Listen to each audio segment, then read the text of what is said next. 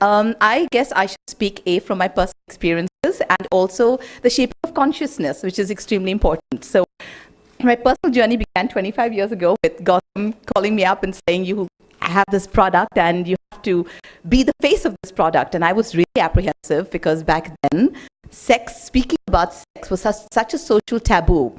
And there were so many repercussions to associating with something like a condom brand. And I was just at the start of my career at that point of time. And Goutam said, Pooja, this will take you to a level which is unimaginable. You will be so famous if you do this campaign. And then I'm thinking, famous or infamous? Famous or infamous? Which of the two is it going to be? So I asked my parents, what should I do? My father said, darling, you know how society is. You know how they will react. So if you want to go ahead, dig your little foxhole, shut the trap door, and wait for the sparks to fly. When the sparks are over, come up, but you'll be okay. My mother was so excited. She said, you must do this campaign. She said, sex is such a taboo in this country.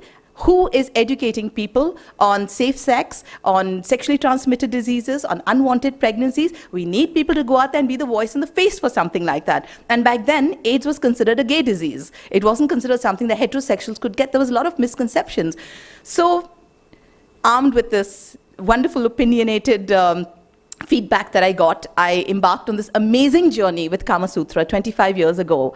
And it not only did it double my stardom, it doubled my fan following, or maybe tripled my fan following, and firmly established me as a sex symbol in this country back then, which was not very difficult to do. If you wore a bikini and looked sexy, it happened anyway. But thank you, Goutam. It took my brand, the brand Pooja Bedi also, to different levels altogether. It's something that I would never want to shake off as a tag because it's a sense of great empowerment for a woman to be sexy. A lot of people fear being sexy, at least back then. There was this whole thing about if you're a good girl, you'll wear clothes that are a certain way and you'll behave a certain way. And there's so much power and strength in being sexy, in being a woman. And in talking about sex and not just using a condom basically sex is supposed to be for procreation, not for recreation. So it's so nice that people talked about the importance of sex for recreation, which is what KamaSutra did as a brand. And it basically enhanced the experience in every possible way. And that's something, again, we need to take forward in our country because, we talk about relationships being dysfunctional today because there's a lack of intimacy in the bedroom. So thank you, KamaSutra, for constantly reinventing different tools and techniques. And now we have feathers and I think blindfolds, whatever, being launched in this wonderful honeymoon pack. And it's just so exciting. And thank you for presenting me one. And thank you for this amazing association over 25 years. And it's been a pleasure being a part of KamaSutra. And Mark, do you realize that there have been like God knows how many models ever since, but it's just you and me that get called again and again and again and again and again and again because somehow it's our ad that really created the impact. It was, yeah. Thank you. Thank you so much, Ms. Bedi. I would now request Mr. Alik Padamsi to say a few words. So there's a mic right in front of you if you'd like to use that. It's on the table there. Friends. Is it on? Friends, as you know, I've been associated with so many brands, and so many iconic brands that, people remember for years and years, whether it's Lalita Ji for surf, or whether it's the little girl in the waterfall, and so on and so forth. But I've never had the incredible feedback that I've had for the KamaSutra brand. Thank you, Goutam. That was a wonderful opportunity we got at Lintas to create that brand. And what happened was, because for the first time in India and probably anywhere in the world, we were not talking about safety. We were not talking about family planning. We just said, well, KamaSutra means for the pleasure of making love. Nothing to do with safety at all. When that campaign hit, within a week, I was hauled up before the ASCI, that is the Advertising Standards Council, and asked Mr. Padamsi, a long table of very wise-looking men, saying, how can you say something like, for the pleasure of making love? You must withdraw that ad at once. I said, excuse me, gentlemen, but if a KamaSutra condom is not for the pleasure of making love, What is it useful for? Blowing balloons? So there was dead silence around the table, and they never asked me to come before them again. And it became history, that actually that's really what a condom is for. And the reason we created KamaSutra was really to say that most condoms in those days, particularly the Nirod condom, which is a horrible, horrible, horrible, ugly thing, and men were ashamed to wear it because it looked like a, what they call it, "Arey, ochi is dirty rubber, dirty rubber." And here was something that was smart and elegant, had a beautiful name, not only a name associated with sex, but a name associated with one of the greatest books in the country, the KamaSutra. And I can only say that I'm very happy to have had that opportunity. And it was Goutam who said to me, "Alec, no one else but Pooja Bedi as the girl in the KamaSutra ad." I said, "Pooja Bedi is not a very well-known star at the moment. She was just starting on her film career in Bollywood." He said, "No, she's the girl. She's got everything." So I said, "Okay, we'll give it a try." And then we got Mark, who was a model at that time, very famous model. Said the pair of them took them to Goa, and the rest was history. And all I can tell you, people, is that for all the criticism I got, which I enjoyed, and people said, I said, "Why are you always condemning sex? Why don't you condom it with KamaSutra?" Thank you. Thank you. And breath. And I'm sure all of you over here have a lot of questions running through your mind. So we now open the floor to question and answer. Because everything back then was so unstructured. You didn't know what you were getting into. So I naturally had reservations because I didn't know the nature of what was being shot. So I said, remember? So I said, okay, I'll do this, but, and I thought, how do I protect my interest? And I said, I want a no nipple clause. And there was silence, and they said, a what? And I said, I want a no nipple clause. And they said, how do we structure that in the contract? What do we write? I said, you will write that under no. I didn't know. I said, maybe my hands will be across my chest, which they were. And, I said, in no situation whereby there's a wardrobe malfunction in some manner, should any of this be, put into print. And so that was one really funny moment, but very important moment for me. So I think the challenge, even for KamaSutra as a brand, it was something so new going out there into the market. We didn't know what was coming up. I mean, later the British tabloids heralded it as the beginning of the sexual revolution in India, and it was, it sort of went up to those proportions. But I think for us as a brand, back then, if you actually see the photos, if you read Alec's book, and he says, if you see the photographs, Pooja's fully clothed actually. He says she's wearing a bathrobe or she's wearing a trikini, it's fully clothed. It's just the expressions, it's a sensuality. It's the way it was shot. It was the moment that was so special and so erotic in appeal that if you actually look at it, there's actually no skin show. And that's the most amazing challenge for the brand, to get it out there, to be able to publish it, to be able to release it in a very conservative India, and not have people be able to say, no, this is vulgar, this is whatever, because it was the most erotic and aesthetic campaigns that was shot. Okay, Gautam, आपसे पूछना चाहूँगा, जिस वक्त ये 25 साल पहले आपने शुरुआत करी इस कैंपेन की, यकीनन उस वक्त बहुत एतराज़, बहुत लोगों ने खिलाफत करी होगी इस बात की. How do you see this, और आज दुनिया बदल चुकी है पूरी तरह से. आज you can talk about anything. तो how do you what you thought while working on this campaign, और क्या आपको इस बात का कहीं एहसास था कि इतना विवाद होगा, इतना लोग एतराज़ करेंगे? Or now you're the trendsetter who started all this. Well, 25 years ago, when I was given this job to do this brand, I said very clearly that there should be no holds barred. We are going to sell condoms, we're not selling achar and chutney. And that's why when Alex and me also met, we said, let's bring sex out of the closet. People used to talk, Nirod, ek do bas, no fuss. That was the line. And that's exactly what it was. I don't think people understood, I don't think even we understood what kind of a revolution we were going to create. I remember there used to be a magazine then called Debonair, and we took the whole 23 pages of advertising in that magazine. And Debonair was the Indian Playboy type of magazine. And people never understood. But we said, might cost, I think, some 20 lakhs, I think it cost at that time. But it was a hell of a lot of money. But even Pooja charged me an arm and a leg. But I told myself, Goutam, you can't afford me. And he said, excuse me? I said, Goutam, you can't afford me. And he said, how much?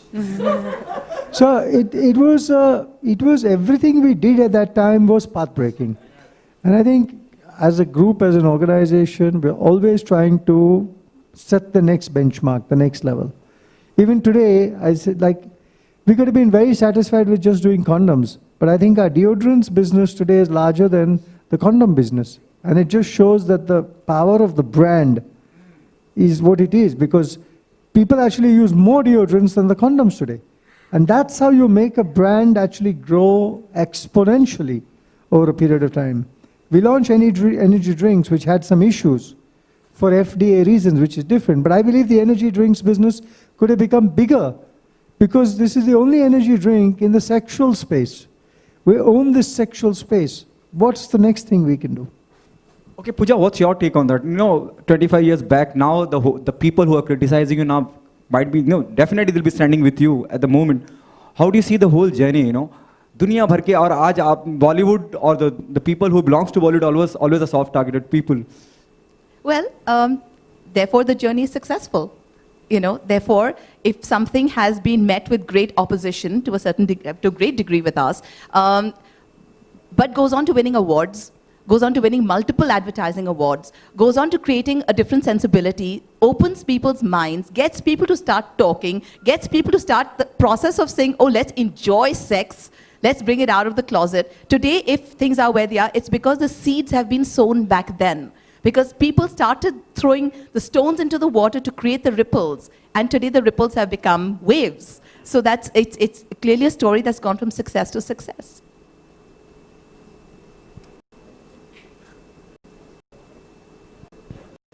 I think it's extremely, I think, pre-1990 when we launched condoms, are you telling me people were not having sex? Of course they were. We were a hypocritical society. People were doing it behind closed doors. The problem was that condoms was a need and a requirement. And if you're going to sell a condom, you need to talk about selling a condom. There are people who are out there who are having sex, and all our research showed there was even a category of a student who we call the wallet category, who always carried a condom in his wallet. So that means the school guys were also having sex, but the fact is somebody needs to tell them there's nothing, he's going to do it in any case. Somebody needs to tell him that, if you're going to do it, but do it safely, do it with this product. There are so many things we don't want to address in life. But if you don't address a problem, we're never going to solve it. I'd like to add something there. I'd just like to add that, if it hadn't been for KamaSutra and its amazing popularity, the population of India today, instead of being 1.3, would have been 2.3 billion. Hello. So here. Congratulations to Team KamaSutra. My question is to Mark sir. So 25 years back, the same you look today also. Thank you very much. So what is That's the power of the brand. Okay, yeah, that was good one. Yeah, the power of the brand. It's a pleasure of making love. I think you have to enjoy what you do. I think yes, it's an extremely good brand, having used it, and the pleasure of making love. Alex and Goutam, absolutely fabulous, and congratulations to their vision. I think it's what all the youth and the elders wanted at that point in time. And it was just awesome. And well, here we are 25 years later, and thanks for all your support and well wishes. So my question, Alex sir. Sir, when you selected both of them, yes sir. When you selected both of them, you thought that they'll be that young and after 25 years also, both Pooja and Mark. Now, all I can say is that I did not select Pooja. It was Goutam who selected Pooja. I selected Pooja's father for a play I did some years before that called Tughlaq, and I selected Kabir Bedi, and that's where he started his acting career. By the way, talking about sexiness, in that play, the opening scene, which people who have seen it have never forgotten, was my good friend Kabir in the nude in front of the audience, in front of a live audience. It looked like nude, but actually we covered it very carefully. And so he also became very famous in a slightly different way from you, Pooja. But what it is, it's really, I absolutely agree, it's hypocrisy. We have been a country that has indulged in sex shamelessly, and therefore the population has gone into the billions, but nobody ever talks about it. And KamaSutra, because number one, the name KamaSutra was a kind of a very, it was in a sense sexy, but it was a name with a lot of, shall we say, gravitas. It was talked about in, in psychological books and so on and so forth. So I think it's good that we are now, the millennials, the people born after the year 2000, the millennials in India are now throwing off the old shackles of don't talk about this, don't talk about that, don't talk about homosexuality, don't talk about lesbians, don't talk about this. And now today, we are not only free from the British Raj, but we are free from our own inhibitions. And I think KamaSutra, I won't say led the way, that would be too pompous, but I would say it was one of the things that opened people's eyes to the idea that sex is a very human activity. मेरा सवाल पूजा जी से है, जैसे कि आजकल देखा जाए तो आज भी लोग कॉन्डम्स लेने के लिए बहुत हिचकिचाते हैं, तो उसके ऊपर आपका क्या राय है? जितना हम सेक्स के बारे में बात करेंगे, जितना हम टैबू हटाएंगे, उतनी आसानी से लोग केमिस्ट पे जाके ये खरीद सकते हैं. आजकल ऑनलाइन भी सब कुछ मिलता है, तो that's become very easy. If you don't want to go to a chemist and say कुछ देना, whatever, I don't know what you guys know how best you all ask for it. So how many of you all, by the way, I'm asking all the men here, how many of you all can openly, confidently go to a chemist and buy a condom? Put your hands up. Very hesitantly, even hands are not coming up confidently. See, this is my point.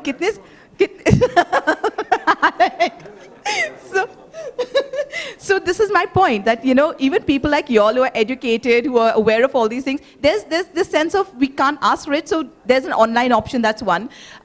Secondly, I think parents need to start talking openly to their kids about it, because if parents talk openly to their kids about it, then you are opening the pathway for this to be acceptable. The more you're in an environment that makes it unacceptable, then your conditioning is to see it as something that is associated with shame or guilt, and it's not okay. That mindset needs to change, and parents are the most influencing factors in a child's life and can shape generations by simply just talking